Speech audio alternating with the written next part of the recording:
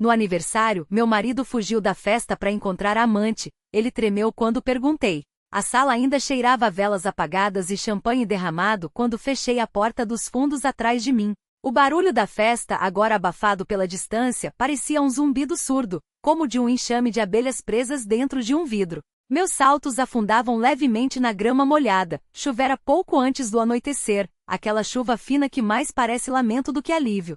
Segui o caminho de pedras que levava ao lago, onde as luzes da casa mal conseguiam alcançar. Foi ali que o vi. Ele estava encostado no tronco retorcido de um salgueiro, a camisa social desabotoada no pescoço, as mãos enfiadas nos bolsos como se tentasse esconder algo, ou segurar-se para não cair. Não era a primeira vez que o flagrava em mentiras, mas era a primeira que o via tremendo dessa forma, como se o próprio ar o estivesse eletrocutando. A mulher ao seu lado tinha as costas voltadas para mim, os cabelos louros presos em um coque desleixado, o vestido justo demarcando uma silhueta que eu reconhecia sem nunca ter visto antes. Era ela, a tal colega de trabalho, a tal amiga da faculdade, a tal ninguém importante. Você esqueceu o bolo, falei, e minha voz saiu mais firme do que eu esperava. Ele se virou tão rápido que quase perdeu o equilíbrio. Os olhos que antes brilhavam com a excitação do segredo, agora estavam arregalados, pupilas dilatadas como as de um animal encurralado. Clara, o meu nome saiu de sua boca como um suspiro rouco. Não é o que parece. Não respondi. Apenas observei a mulher se afastar 2 passos, as mãos crispadas na bolsa de couro preto. Ela não olhava para mim, mas sentia meu peso no ar, como uma lâmina pendurada por um fio. Desculpe-o, murmurou ela finalmente sem convicção. Eu não sabia que era seu aniversário. Claro que não, concordou ele com um riso nervoso que soou como um engasgo. Ninguém sabia. Foi uma surpresa. A ironia daquilo me queimou por dentro. 35 anos, 20 dos quais ao seu lado, e eu ainda era capaz de me surpreender com a profundidade de sua covardia. Quantas vezes? Perguntei, e dessa vez minha voz tremeu. Não de dor, mas de uma fúria tão gelada que doía nos dentes. Ele abriu a boca, fechou. Repetiu o gesto como um peixe fora d'água. A mulher, então, virou-se de vez para mim, e foi só então que notei o detalhe que me fez entender tudo. Ela usava no pulso esquerdo uma pulseira de prata com um pequeno pingente em forma de estrela. A mesma que eu havia perdido no verão passado na praia. A mesma que ele jurara ter caído no mar. Você deu a ela, constatei, mais para mim mesma do que para eles. A pulseira que era minha. O silêncio que se seguiu foi tão denso que até os grilos pararam de cantar. Ele não negou, não tentou inventar outra mentira. Apenas engoliu em seco, e naquele gesto vi o homem que eu pensava conhecer desmoronar como um castelo de cartas sob um vento fraco. A mulher, então, estendeu a mão na minha direção, como se pudesse devolver algo que já não lhe pertencia. Eu não queria magoá-la, disse, e sua voz era um fio de seda rasgado. Ele sempre falava de você como se você fosse intocável. Era corrigir, e virei as costas antes que eles vissem as lágrimas que, contra todas as expectativas, insistiam em cair. Até você. Caminhei de volta para casa, os saltos afundando ainda mais na terra úmida. A música havia parado. Os convidados, percebendo a minha ausência prolongada, começavam a murmurar. Quando abri a porta da cozinha, todas as cabeças se viraram para mim. Minha irmã, com um copo de vinho pela metade, abriu a boca para perguntar algo, mas fechei os olhos por um segundo e respirei fundo. A festa acabou e anunciei, e meu sorriso foi tão afiado que alguns recuaram instintivamente. Obrigada a todos por virem. Ninguém ousou questionar. Eles sabiam.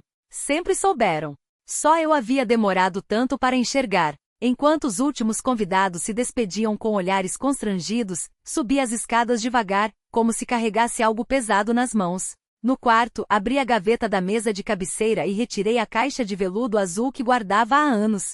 Dentro, o anel de noivado que ele me dera brilhava sob a luz amarela do abajur, frio e impassível como sempre. Coloquei-o sobre a cômoda, ao lado da aliança que já não usava havia meses. Depois peguei a mala. Não chorei. Não gritei. Não quebrei nada. Simplesmente saí pela porta da frente, com as chaves do carro na mão e o futuro, pela primeira vez em muito tempo, inteiramente meu. A estrada à noite era um fio preto esticado entre colinas adormecidas.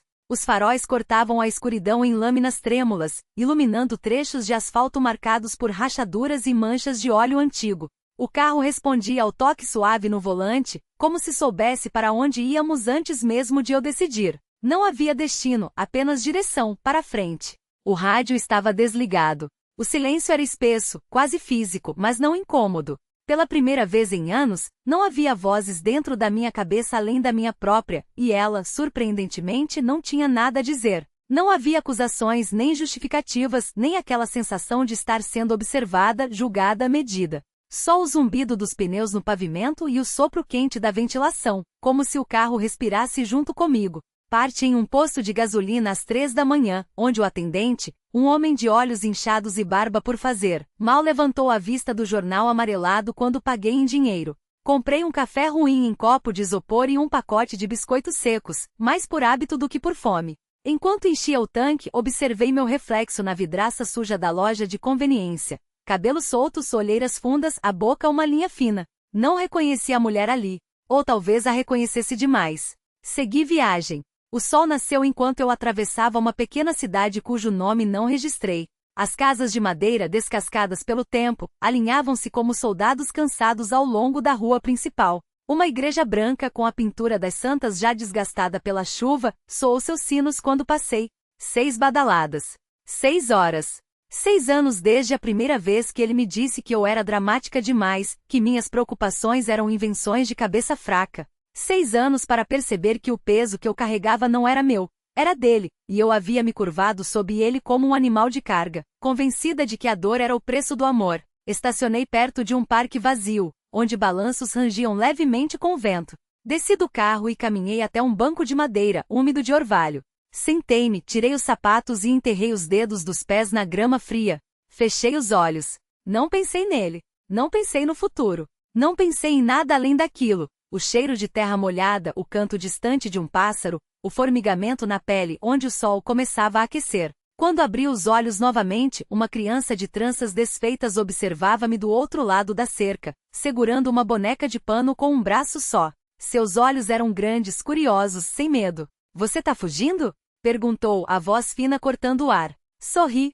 Não por ela, não exatamente. Mas porque pela primeira vez em muito tempo a pergunta não doía.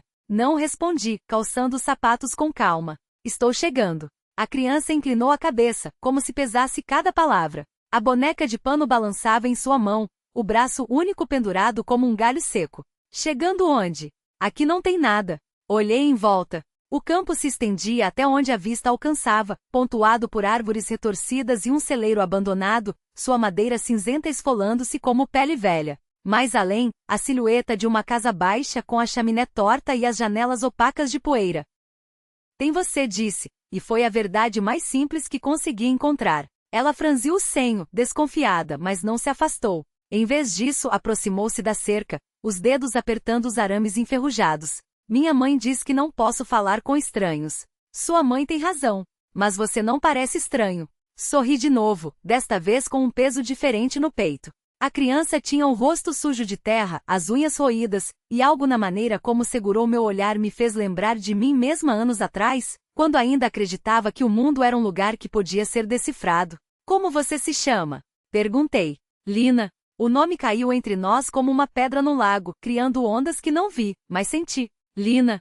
O nome que não era meu, que não carregava as marcas que eu trazia, e no entanto, ao pronunciá-lo, uma parte minha se acomodou, como se sempre soubesse que um dia o ouviria ali, naquele campo vazio. Eu sou Clara. Menti porque alguns nomes são como portas que não podemos mais abrir. Lina balançou a boneca, o braço solto batendo em sua perna. Você vai ficar? A pergunta era um laço, um convite, uma armadilha. Olhei para o carro parado à beira da estrada, as malas ainda no banco de trás, o mapa amassado no painel. Não havia mais rotas traçadas, apenas o rastro de onde viera, e o silêncio de onde não voltaria. Por enquanto respondi. Ela assentiu, como se fosse a resposta que esperava, e então correu de volta para casa, os pés descalços levantando poeira. Fiquei sozinha outra vez, mas o campo já não parecia tão vazio.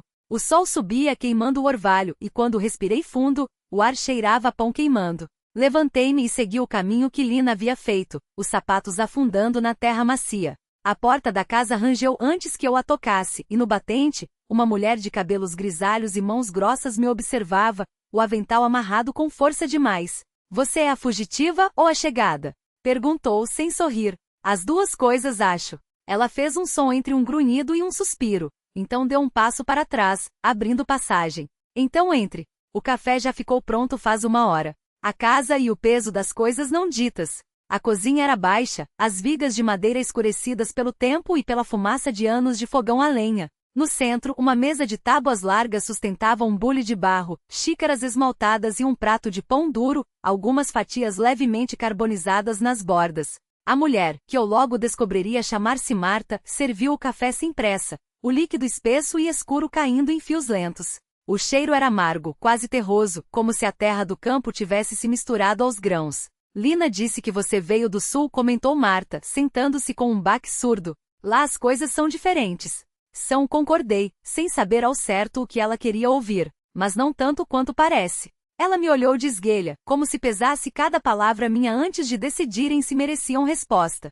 Por um instante pensei que fosse me questionar sobre a cicatriz no pulso, aquela que eu escondia sob as mangas, ou sobre o jeito como meus dedos tremiam ao segurar a xícara. Mas Marta apenas cortou um pedaço de pão, mergulhou-o no café e levou à boca. A menina tem um coração grande demais para este lugar, disse, mastigando devagar. Um dia, isso vai ser problema. Não perguntei qual menina. Sabia que era Lina. O que o silêncio esconde. Nos dias que se seguiram, aprendi que a casa de Marta era um daqueles lugares onde as pessoas apareciam sem aviso e às vezes, sumiam da mesma forma. Havia um homem chamado Rafael, que chegará uma semana antes de mim com uma mochila rasgada e um olho roxo. Ele consertava cercas e não falava quase nada, exceto para pedir mais café. Uma tarde, enquanto eu ajudava Lina a colher tomates no quintal, ele se aproximou com as mãos nos bolsos, os nós dos dedos brancos de tanto apertar algo invisível.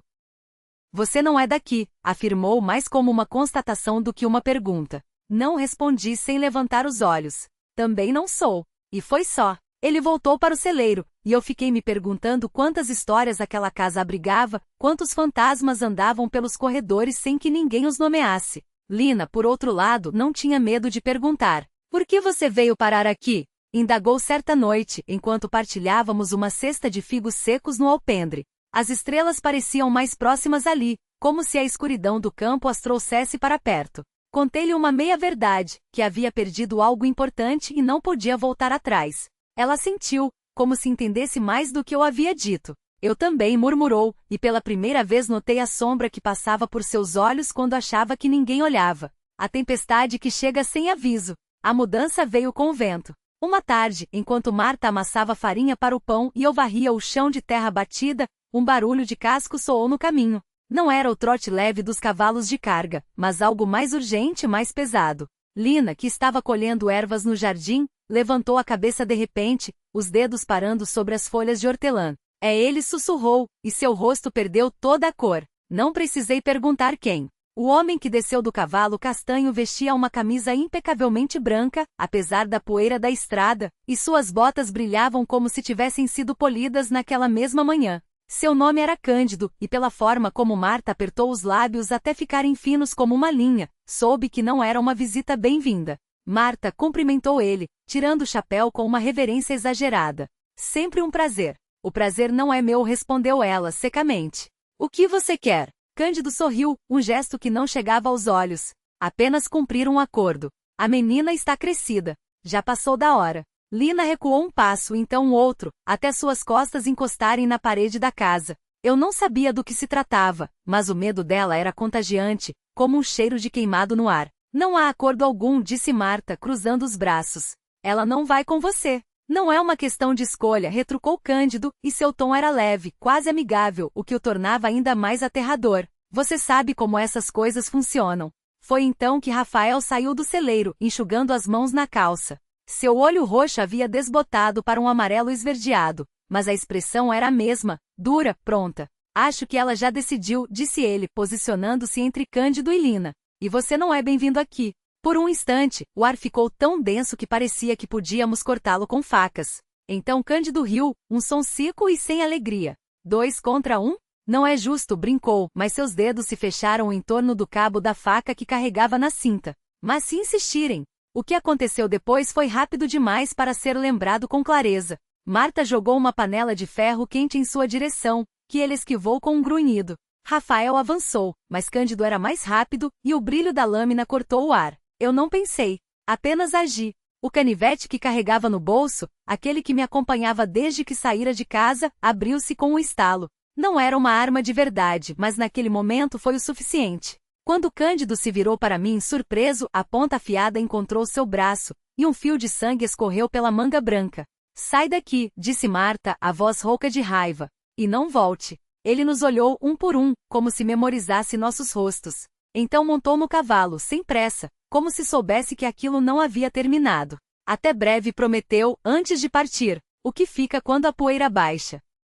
Naquela noite não houve jantar. Marta sentou-se à mesa com as mãos trêmulas, os olhos fixos na porta como se esperasse que ela se abrisse a qualquer momento. Lina chorou em silêncio, encolhida em um canto, e Rafael ficou de guarda do lado de fora, a faca agora limpa e brilhante em suas mãos. Ele vai voltar, disse Marta finalmente. Homens como ele não desistem. Então vamos embora, propus, antes que pudesse pensar melhor. Todos nós.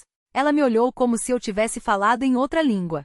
Para onde? Não tinha resposta. Mas quando olhei para Lina, que ergueu os olhos cheios de lágrimas, soube que não podíamos ficar. Partidas e chegadas. Amanheceu chuvoso. A terra, antes dura e rachada, amoleceu sob nossos pés enquanto carregávamos o pouco que podíamos. Um embrulho de pão, uma garrafa de água, as roupas do corpo. Marta trancou a porta da casa com um cadeado enferrujado, mas não antes de pressionar algo na minha mão, a chave, quente do seu aperto.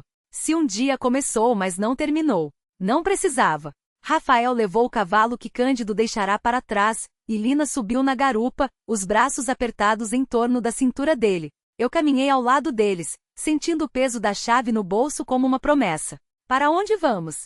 Perguntou Lina, quando já estávamos longe o suficiente para que a casa fosse apenas um borrão entre os campos. Para algum lugar onde ninguém saiba nossos nomes, respondi. E pela primeira vez em muito tempo, isso parecia suficiente.